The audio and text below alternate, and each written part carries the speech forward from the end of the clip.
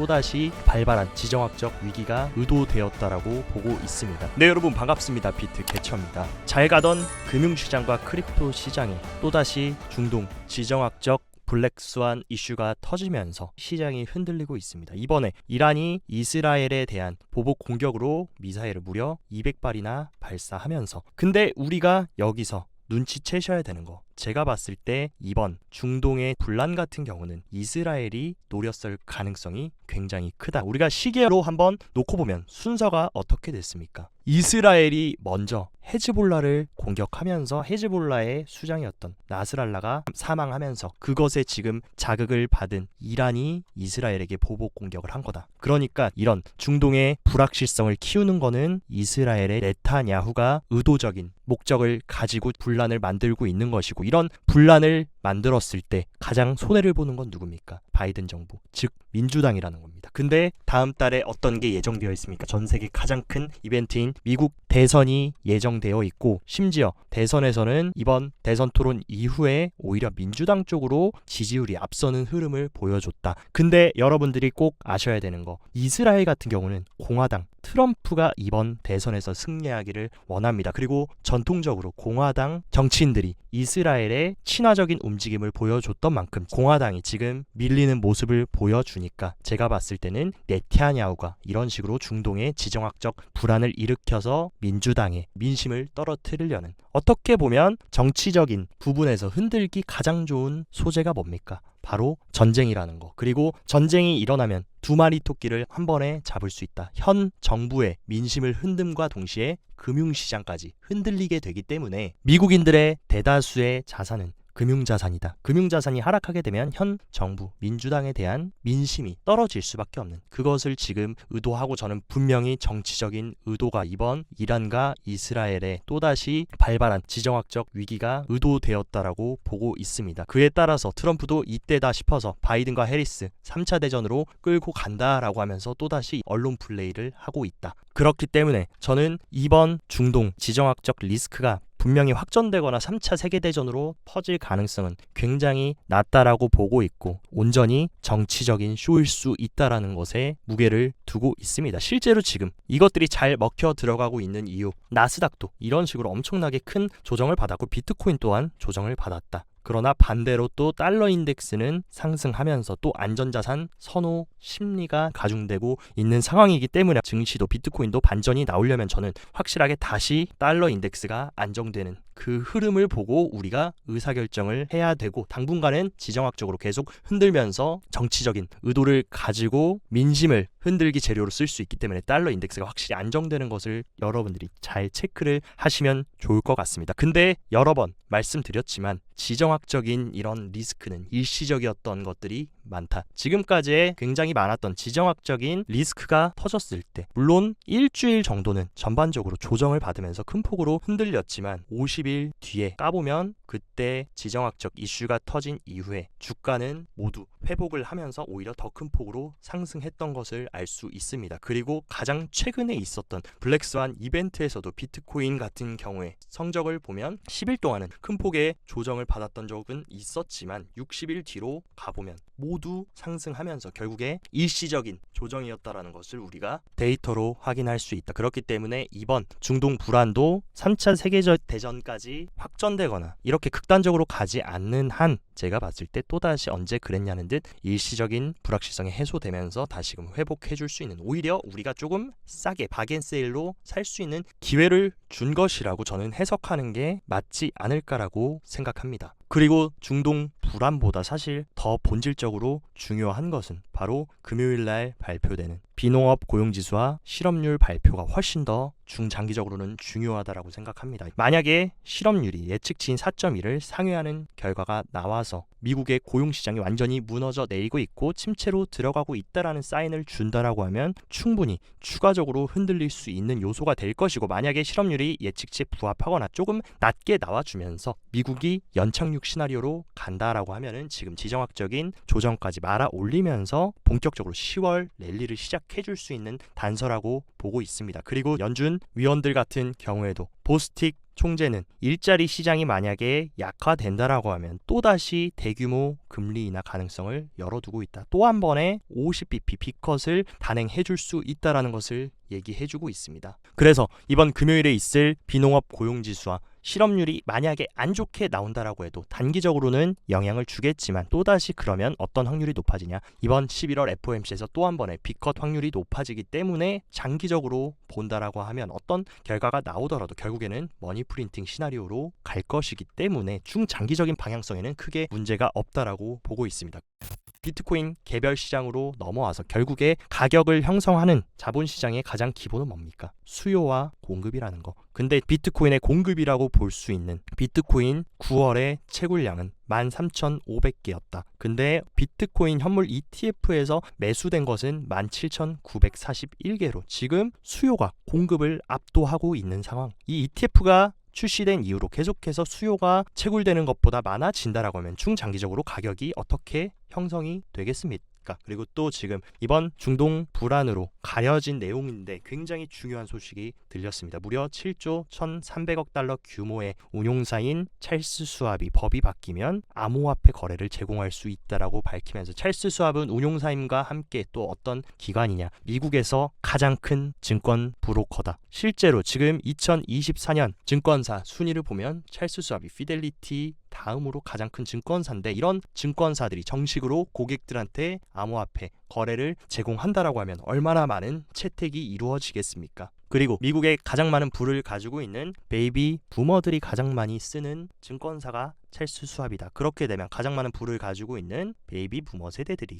비트코인에 접근할 수 있는 큰 창고가 생기는 것이기 때문에 이 찰스 수왑이 크립토 시장으로 서비스 진출을 한다는 거 우리가 매우 중요하게 체크해야 되는 부분이라고 생각하고 해시덱스 같은 경우는 이번에 나스닥의 크립토 인덱스 ETF에 대한 S-1 서류를 제출했습니다. 이 크립토 인덱스 ETF라는 것은 비트코인, 이더리움 개별 상품이 아니라 모든 암호화폐를 같이 넣어서 투자할 수 있는 그런 ETF인데 이런 파생 상품들까지 이제 출시가 된다라고 하면 더욱더 많은 기관들과 개인들의 채택으로 이루어질 수 있다라는 거. 어쨌든 표면적으로 가격은 흔들려도 수면 아래에서는 계속 본질은 단단해져 가고 있습니다. 그리고 K33 리서치 같은 경우에도 올해 4분기에 진입한다라고 하면 비트코인 이제 강세 흐름으로 갈 것이고 일괄적으로 모든 보고서에서 얘기하는 게 뭡니까? 지금 연준과 중국이 G1과 G2 모두 지금 침체를 막기 위해서 돈 찍기를 단행하고 있기 때문에 결국에 가장 돈을 찍어냈을 때 정직하게 움직이는 건 뭡니까? 비트코인이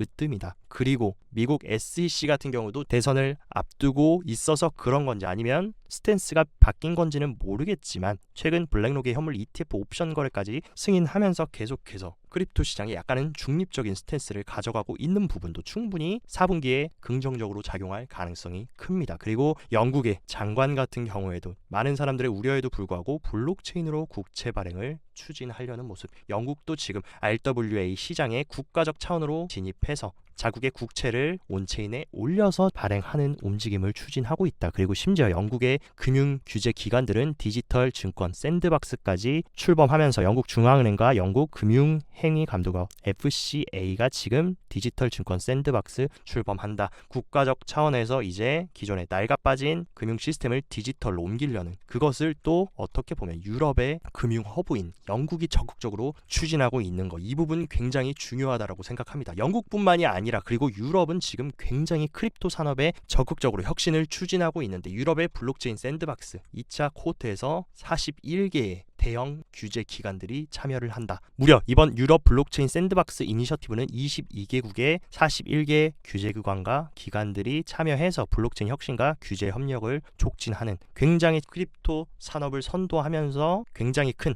경제 한 축을 담당하는 유럽이 적극적인 모습을 보여주고 있고 그것을 알고 있다라는 듯이 미국의 키움증권이라고 볼 수 있는 로빈후드도 유럽 고객 대상으로 가상자산 입출금 서비스 제공하면서 적극적으로 확장을 해나가는 모습. 유럽도 전 세계 경제의 굉장히 큰 부분을 차지하는 만큼 유럽이 이런 식으로 초당적으로 암호화폐 시장의 친화적 움직임을 가져간다라는 거. 더 큰 대중채택 매스 어덥션으로 이루어질 수 있고 더 많은 사람들이 비트코인을 정식으로 인정하고 제도권 자산으로 채택이 돼서 포트폴리오에 포함시킨다라고 하면은 당연히 시장이 확대되고 성장할 수밖에 없는 것은 너무나 당연합니다. 그리고 러시아 같은 경우는 지금 미국의 제재 회피와 미국 선거 개입을 위해서 지금 적극적으로 가상자산을 활용하면서 이런 식으로 중앙화된 어떻게 보면 미국의 달러 패권을 통해서 경제 제재를 하고 이런 압박을 넣는 것에 회피를 하기 위해 가상자산을 활용하는 국가들도 앞으로 시간이 지나면 더 확대될 것이고 그 중심에는 지금 중국과 러시아를 필두로 한 브릭스가 있습니다. 브릭스들도 계속해서 지금 크립토를 활용해서 탈달러의 움직임을 가져가고 있는 만큼 시간이 갈수록 어떻게 보면 암호화폐 시장 너무나 중요한 부분이 될 수 있다. 그리고 최근에 해리스가 크립토 시장의 중립적인 위치에서 친화적인 스탠스를 변경하면서 지금 크립토 시장의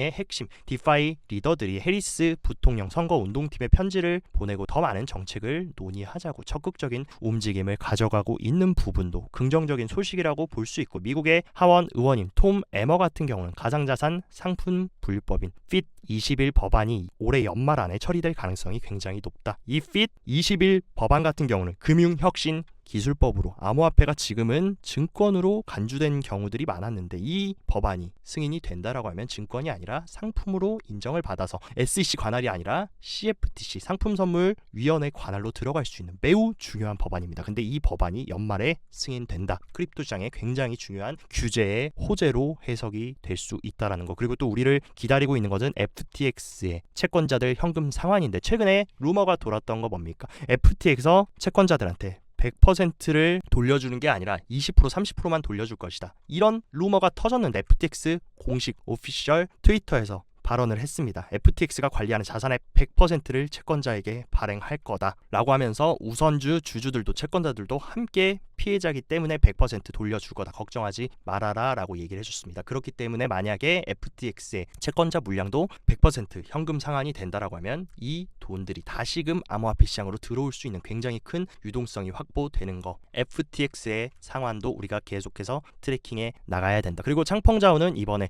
출소를 하자마자 발언해준 게 뭡니까? 향후 블록체인과 탈중앙화에 지속적인 투자를 하고 추가적으로 블록체인과 탈중앙화, 인공지능 AI와 생명공학에까지 지속적으로 투자하겠다. 그리고 실제로 창펑자오는 기글 아카데미라는 새로운 교육 프로젝트도 적극적으로 진행하고 있기 때문에 과거의 암호화폐 시장의 황제라고 불렸던 창펑자오의 적극적인 크립토 시장의 투자와 개입도 중장기적으로는 긍정적으로 작용할 가능성이 크다라고 보고 있습니다.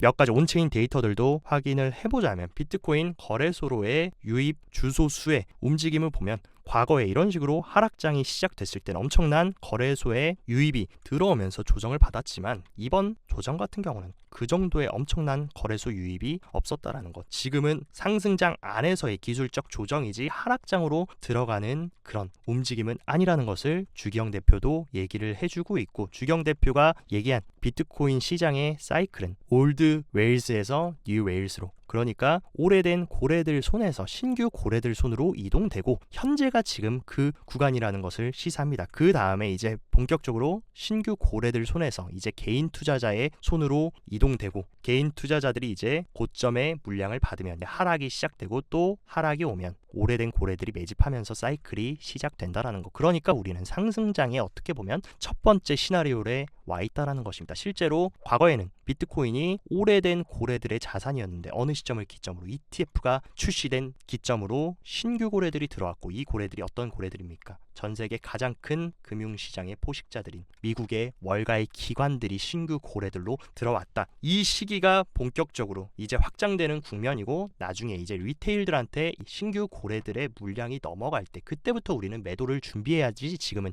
이 신규 고래들이 이 정도 먹으려고 크립토 시장에 들어온 게 아니다. 더 큰 목적을 가지고 들어왔기 때문에 사이클은 지속될 것이라는 것을 시사한다. 그리고 비트코인 고래 같은 경우는 지난 조정과 10일 동안의 흐름 동안 무려 5만 개의 비트코인을 추가 매집했습니다. 우리가 계속 무서워서 팔고 지정학적인 불안으로 던지고 손절할 때 누군가는 그것을 다 받아먹고 있는 세력이 있다라는 거. 온체인상은 숨길 수가 없다. 그리고 또 굉장히 재밌는 사실, 어제 중동 위기로 인해서 굉장히 큰 지정학적 불확실성이 터졌을 때 장기 홀더들은 엄청난 포지션 매수를 했습니다. 지금 이번 사이클이 2022년 말 이후에 시작된 이래로 가장 많은 장기 홀더들의 매집이 어제 조정에서 이루어졌다라는 거, 분명히 여기에는 우리가 물음표를 던져야 될 필요가 있다. 왜 그들은 지금 이 시기에 가장 많은 물량을 매도했을까? 그리고 또 하나 재밌는 사실이 이번 조정이 있으면서 굉장히 많은 실현, 손실이 있었습니다. 굉장히 많은 투자자들이 손절을 하면서 시장을 떠난 움직임이 보였는데 어제 같은 경우는 굉장히 큰 폭의 조정이 나왔음에도 불구하고 손절 물량이 굉장히 적었다라는 거. 이 말은 뭡니까? 이제 팔 만큼 팔 사람은 다 떨어져 나갔고 지금은 굉장히 코어가 단단한 확신이 있는 투자자들이 비트코인을 보유하고 있기 때문에 큰 손절이 이루어지지 않았다라는 거. 추가적으로 엄청나게 큰 폭락으로 이어질 가능성은 적다. 왜냐하면 이제 팔 사람들은 다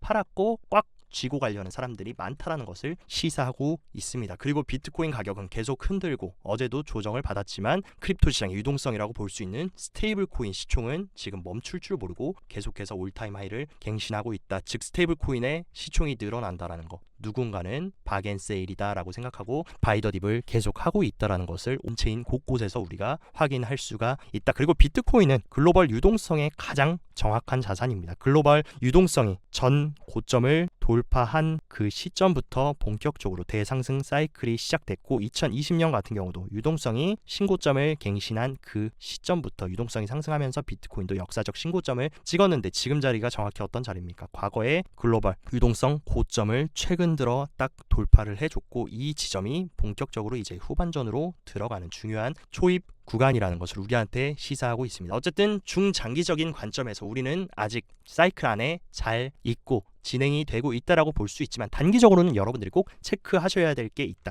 중요하게 꼭 지켜줘야 됐던 상승 트렌드 라인을 지금 거래량을 동반해가지고 강력하게 이탈했고 특히나 오늘이 중요했습니다. 근데 오늘 같은 경우도 지금 윗꼬리를 달고 눌려주고 있는 만큼 확실하게 이 60K를 지켜주는지 잘 체크해야 되고 60K를 만약에 다시 깬다라고 하면 약간의 추가적인 조정 조터는 충분히 나올 수 있다라고 보고 있습니다. 확실하게 추세가 다시 기술적 조정 이후에 빨리 회복이 나오려면 저는 이 장대 음봉을 확실하게 장악하는 양봉이 거래량을 동반해서 출현해주고 62.7K 위로 다시금 올라와주는 것이 매우 중요하다. 그 조건이 형성되지 않으면 일단은 여러분들이 조금은 보수적으로 지정학적인 분위기가 어떻게 흘러가는지를 체크하시면서 보셔야 되고 파이어 차트 같은 경우도 비트코인 조정을 크게 나오면서 가장 큰 고래인 갈색고래, 보라고래 모두 약간의 차익 실현을 했습니다. 근데 한 가지 조금 괄목할 만한 점은 다시 갈색고래와 보라고래들이 조금 고개를 들어주고 있고 우리가 체크해야 되는 매물대는 바로 60K에 또 의미 있는 매수벽들이 들어오고 있는 만큼 이 60K 지지를 잘 해주는지 여러분들이 체크를 하셨으면 좋겠습니다. 근데 언제나 우리들이 꼭 알아야 되는 사실 지금 이제 본격적으로 바닥을 찍고 상승이 나온 게 총 470일 정도가 됐다. 근데